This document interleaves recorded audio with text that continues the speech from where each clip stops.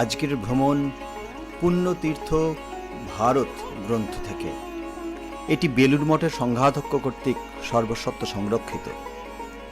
রচনা রামকৃষ্ণ সংঘের প্রয়াত সন্ন্যাসী স্বামী দিব্যাত্মানন্দজি মহারাজ। গ্রন্থ পাঠে শ্রী দেবজিৎ বর্মন। ভগবত পথের পথিকদের কাছে ভারতের হিন্দু তীর্থস্থানগুলির আকর্ষণ প্রবল ও চিরন্তন। এর সঙ্গে দুর্গম তীর্থগুলির দর্শনের মধ্যে অ্যাডভেঞ্চার মনোভাবের পরিতৃপ্তি, নৈঃশব্দ সৌন্দর্যের রূপ উপভোগ থাকে। দিব্যাত্মানন্দজির বিবরণে সব দৃষ্টিভঙ্গিরই ছোঁয়া রয়েছে, তবু প্রধানভাবে ফুটে উঠেছে জ্ঞান অনুসন্ধিৎস এক ভক্ত সন্ন্যাসীর পর্যবেক্ষণ। 1348 বঙ্গাব্দে তিনি ভারতের তীর্থাদি ভ্রমণ করেছিলেন। লিপিবদ্ধাকারে পুস্তক প্রকাশিত হয় 1370 বঙ্গাব্দে। তাই বর্তমানে স্থানগুলির রূপের বা ভাবের পরিবর্তন হয়েছে। এই পরিবর্তন মহাকালের প্রতি পদক্ষেপেই ঘটছে। নিত্য পরিবর্তন আছে বলেই এই সংসার জগৎ নামে অভিহিত।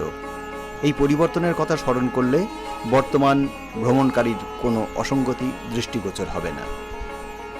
আপনারা শুনছেন দেবভূমি ভারত, ভারতবর্ষের অনন্য কথা।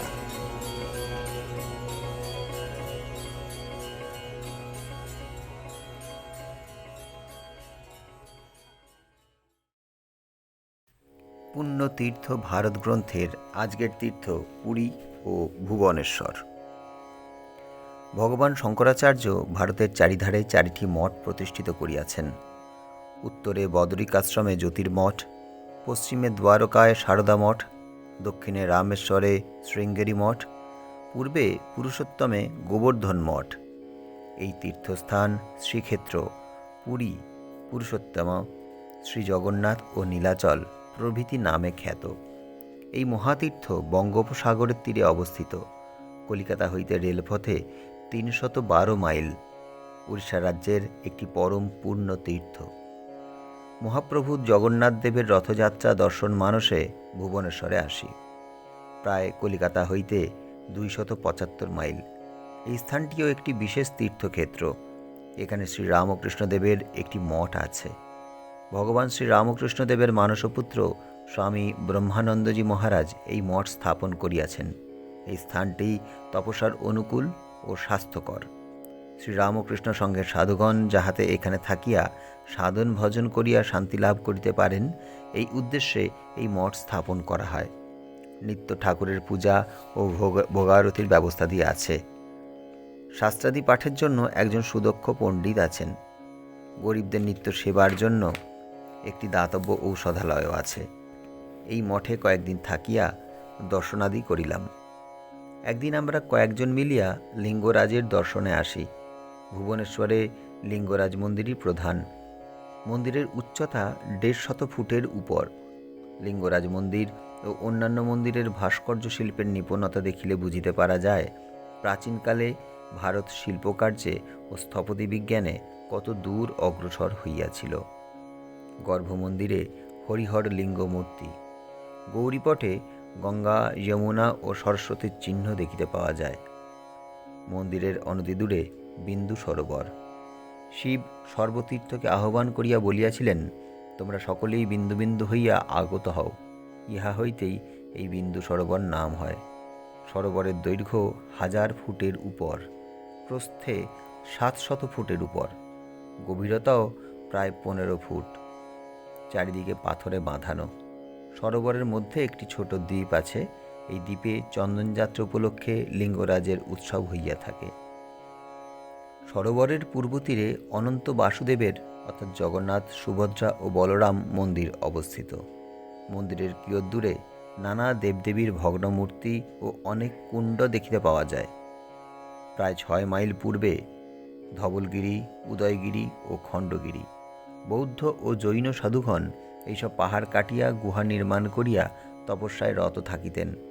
এখনও এই সকল গুহার ভগ্নাবশেষ দেখিতে পাওয়া যায়। আশেপাশে ঘোর জঙ্গল থাকায় হিংস্র জানোয়ারের উপদ্রব আছে। এই স্থানের দর্শনাদি শেষ করিয়া পুরী যাত্রা করিলাম। ট্রেন পুরী পৌঁছিবার বহু পূর্ব হইতেই মহাপ্রভু জগন্নাথ মন্দিরের আকাশভেদী চূড়া দেখিতে পাইলাম। যাত্রীরা সকলেই জগন্নাথ মহাপ্রভু কি জয় বলিয়া জয়ধ্বনি করিতে লাগিল। সকলেরই দৃষ্টি ওই মন্দির অভিমুখে, সকলেই বারবার করজোড়ে প্রণাম করিতেছে। আমিও তাহাদের সঙ্গে যোগদান করিলাম। দেখিতে দেখিতে ট্রেন পুরী স্টেশনে আসিয়া দাঁড়াইল।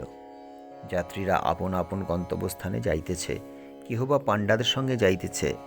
আমিও আমার গন্তব্যস্থানে চলিলাম। চক্রতীর্থে, মানে যে স্থানে দারুব্রহ্ম ভাসিয়া আসিয়াছিলেন, শ্রীরামকৃষ্ণ মঠে আসি। মঠের সম্মুখেই সুনীল সমুদ্র, উত্তাল তরঙ্গমালার তাণ্ডব নৃত্যের শোভা অতি মনোমুগ্ধকর। নিত্য সমুদ্রে স্নান করিয়া তৃপ্তি লাভ করিব।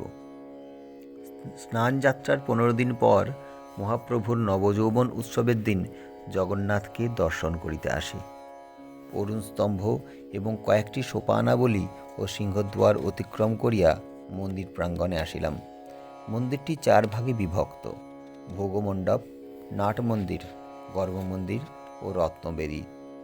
প্রাঙ্গণের চারিদিকে নানা দেবদেবীর মন্দির বিদ্যমান। জগন্নাথ মন্দিরের প্রাঙ্গণের চারিদিকে 4টি দ্বার আছে: পূর্বে সিংহদ্বার, পশ্চিমে ব্যাঘ্রদ্বার, উত্তরে হস্তিদ্বার ও দক্ষিণে অশ্বদ্বার।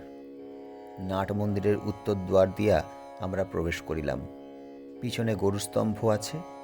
রত্নবেদীর সম্মুখে মহাপ্রভু জগন্নাথ, সুভদ্রা ও বলরামের দর্শন স্পর্শনে শান্তি লাভ করিলাম। বহুদিনের অতৃপ্ত কামনা আজ পূর্ণ হইল। স্পর্শনে দেবকলেবর সুকোমল বলিয়া মনে হইল। রত্নবেদীতে মহাপ্রভুকে কেউই স্পর্শ করিতে পারে না, কারণ 1.25 লক্ষ শালগ্রামের উপর এই রত্নবেদী অবস্থিত। মহাপ্রভুর চকা নয়ন, অর্থাৎ চাকার মতন চোখ এবং হাত পা অসম্পূর্ণ।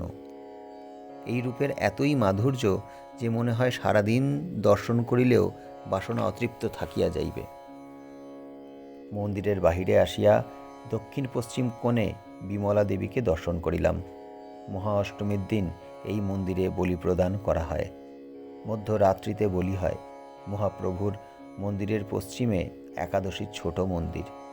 কথায় বলে, পুরীতে জগন্নাথের কাছে একাদশী বাঁধা আছে। এখানে একাদশীর দিন উপবাস না করিয়াও জগন্নাথের মহাপ্রসাদ গ্রহণ করা যায়। মন্দিরের উত্তর পশ্চিম কোণে লক্ষ্মীর মন্দির। প্রাঙ্গণের উত্তর দ্বারে বৈকুণ্ঠ ধাম। এখানে মহাপ্রভুর নবকলেবরের সময় পুরাতন দারুব্রহ্ম মূর্তির সমাধি হইয়া থাকে। সাধারণত প্রতি 12 বৎসরে মহাপ্রভুর নবকলেবর হয়। শ্রীমন্দিরের বহির্দেশে নানা অশোভনীয় মূর্তি দেখিতে পাওয়া যায়। ইহার মুখ্য উদ্দেশ্য এই যে জগৎ শান্তির উদ্দেশ্যে বহির্মুখী হইয়া চলিতেছে, কিন্তু পরম শান্তি লাভ করিতে হইলে হৃদয় গহ্বরে প্রবেশ করিতে হইবে। তাহা হইলেই পরম পুরুষের দর্শন লাভে শান্তি লাভ করিতে পারিবে। যেমন শ্রীমন্দিরের গর্ভোদ্ভন্তরে শ্রী জগন্নাথের দর্শন পাওয়া যায়। অন্ন, ডাল ও তরকারি ছাড়া 56 রকম মিষ্ট দ্রব্যাদির দ্বারা মহাপ্রভুর ভোগ হইয়া থাকে। মন্দির প্রাঙ্গণের একদিকে ওই মহাপ্রসাদ বিক্রয় হয়। তাহার নাম আনন্দবাজার। মহাপ্রসাদের কোনো জাত বিচার ও স্পর্শ দোষ নাই। সকলেই স্পর্শ ও গ্রহণ করিতে পারে। জ্যৈষ্ঠ পূর্ণিমাতে মহাপ্রভুর স্নান যাত্রা উৎসব হয়। ইহার জন্য মন্দির প্রাঙ্গণে একটি নির্দিষ্ট স্থান আছে। স্বর্ণ কলসিতে সুবাসিত সুশীতল জলে মহাস্নান হইয়া থাকে। পরদিন মহাপ্রভুর মন্দির বন্ধ থাকে, দর্শন হয় না। এই সময় জগন্নাথের অঙ্গরাগ হয়। এই কয়দিন মহাপ্রভুর 5 অন ভোগ হয়, কারণ মহাস্নানের পর মহাপ্রভুর জ্বর হয় বলা হইয়া থাকে। আষাঢ় শুক্লা দ্বিতীয়াতে মহাপ্রভুর রথযাত্রা হয়। এই দিনে 3টি রথ সাজানো হয়। জগন্নাথের রথ নানা কারুকার্য সমন্বিত পীত বর্ণের বস্ত্রে আবৃত করা হয়। এইরূপ বলরামের রথ সবুজ বর্ণের ও সুভদ্রার রথ কৃষ্ণবর্ণের বস্ত্রে সুসজ্জিত হয়। 3টি রথ পাশাপাশি অরুণস্তম্ভের নিকট দণ্ডায়মান।